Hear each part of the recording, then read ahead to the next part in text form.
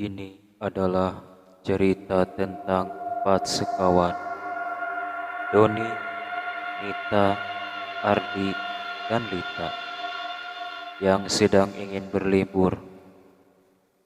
Ayo cepatlah, nanti kita tertinggal bus. Marah Ardi terhadap empat temannya. Keempat teman Ardi langsung berlari ke atas rumah. Sabar dong, Di. Aku kan sedang bersiap-siap untuk liburan kita, kata Nita dengan muka marah. Kamu tuh buru-buru banget, Di. Kangen sama kampungmu ya? Hahaha, kata Dino menertawai Ardi. Bukan kangen tahu, tapi gue udah gak sabar aja, jawab Ardi. Sama aja kali, Di. Ya udah, cepat kita berangkat sebelum kesiangan, jawab Lita yang sudah sangat siap. Dengan hati yang sangat senang, keempat kawan menunggu bus di pinggir jalan. Tapi bus yang ditunggu tidak kunjung datang.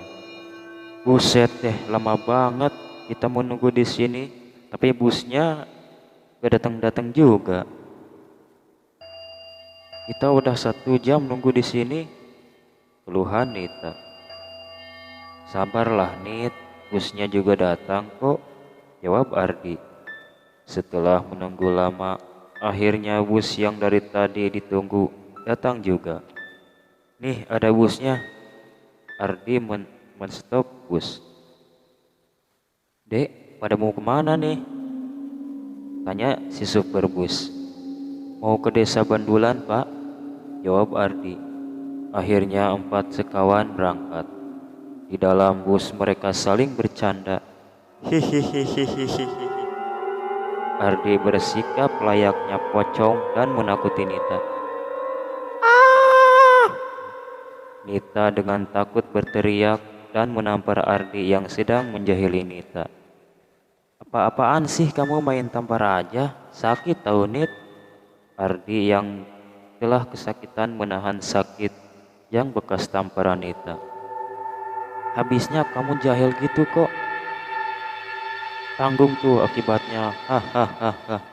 Nita tertawa bahagia. Sudah, jangan berantem terus. Mending kita istirahat saja, usul Doni. Mereka pun beristirahat. Dek, kondektur bus membangunkan. Ayo bangun, kalian turun di sini aja. Bus ini mogok. Mereka pun turun. Aduh, masih jauh, Gadi? Tanya Anita kepada Ardi. Masih 3 kilometer lagi nih. Mereka berjalan dan Ardi mempunyai usul. Gimana kalau kita lewat hutan? Seberang aja biar lebih cepat. Doni, Nita, dan Lita pun berpikir kembali. Baiklah, kita lewat hutan saja daripada gempor.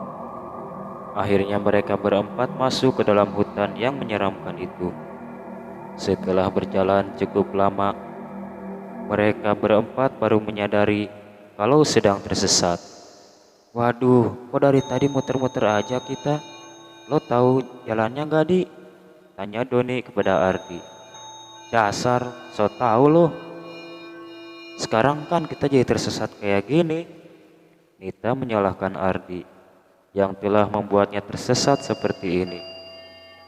Sekian lama mereka berjalan, mereka juga mulai lelah dan Lita mulai putus asa akan kejadian ini. Mati saja kita tersesat seperti ini.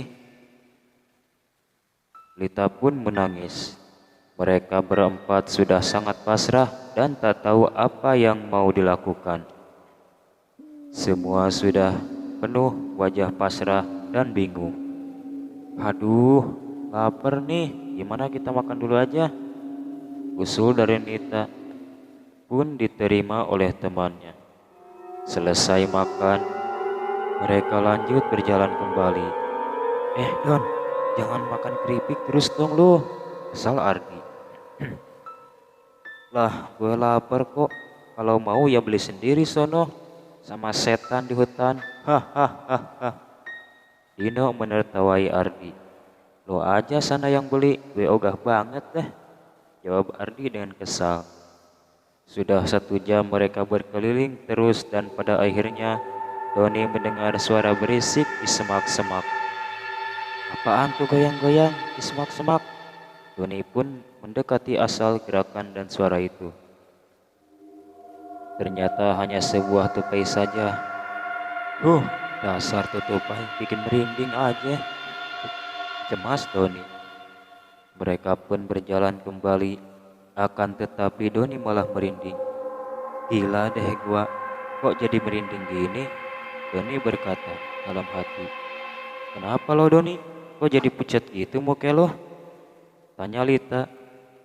Doni hanya melanjutkan perjalanan tanpa sepatah kata pun. Makin merinding aja gue nih. Apa ada setan yang ngikutin gue? Tanya Doni pada diri sendiri. Ardi menanyakan apa yang terjadi pada Doni. Doni menjawab, gue dari tadi merinding banget nih Di. Ardi pun hanya tertawa. Hahaha. Ayo, ada setan yang ikutin lo tuh. Doni pun semakin takut dan wajahnya makin pucat, tampak seperti tak ada darah. Tunggu sebentar. Doni menyuruh temannya berhenti. Kenapa lo Don? Tanya Nita. Ternyata Doni mau buang air kecil. Hahaha. Awas Don, ada setan, jahil Ardi. Doni berlari ke arah pohon besar dan menyeramkan. Buset, dah, ini pohon gue liatin makin serem aja. Setelah Doni selesai, Doni melihat hantu tanpa kepala sedang di atas pohon. Wah, setan! Doni pun berlari dengan cepat. Setelah sampai di tempat teman-temannya menunggu, Doni pun menceritakan apa yang dilihatnya tadi. Yang benar lo Don. Kaget Lita mendengar suara cerita Doni. Wah, gila nih hutan, diam-diam punya penunggunya. Ardi cemas akan apa yang terjadi. Semuanya berjalan dengan baca doa karena takut hantunya nanti datang lagi. Tiba-tiba Ardi melihat ada yang terbang dari pohon ke pohon yang lain. Ya Allah, selamatkanlah hambamu ini. Ardi semakin takut dan memejamkan mata.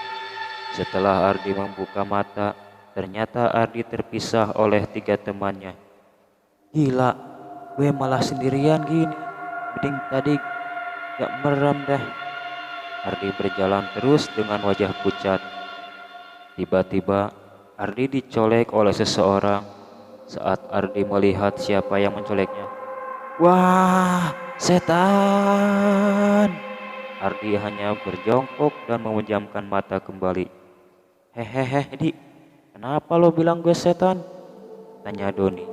Ternyata yang tadi mencolek adalah Doni, temannya sendiri. Dasar lo, ngagetin gue aja, kesal Ardi. Makanya jangan cepat-cepat. Gue panggilin dari tadi malah makin cepat jalannya. Doni menertawakan Ardi yang sangat ketakutan.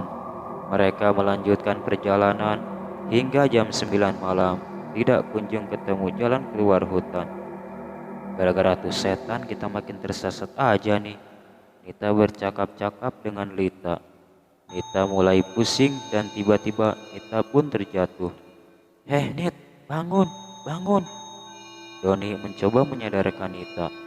Karena kondisi Nita memperhatikan, Doni, Lita, dan Ardi berhenti sejenak sampai Nita terbangun.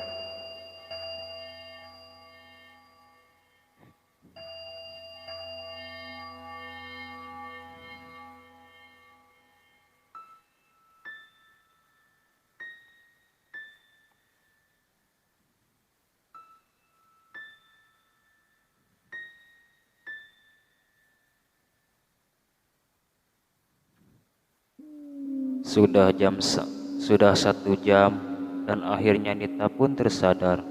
Nit, lo gak apa-apa kan? Ardi dan kawan-kawan cemas akan keadaan Nita. Tapi Nita bilang sudah tidak apa-apa. Sudahlah Nit, kalau masih pusing mendingan kamu istirahat dulu, kata Lita. Nita menjawab, aku sudah tidak apa-apa kok, ayo kita jalan lagi, siapa tahu jalan keluarnya ketemu. Mereka pun jalan kembali mencari jalan keluar. Jalan mulu, pegal nih kaki gue, apalagi tadi udah lari-larian dikejar setan. Doni makin kesal, tidak temukan jalan keluar. Doni duduk sebentar di sebuah batu besar. Don, ngapain lo duduk di sono? Mau ditinggal lagi lo? Ardi menakut-nakuti Doni. Doni pun kembali cepat bergegas pergi.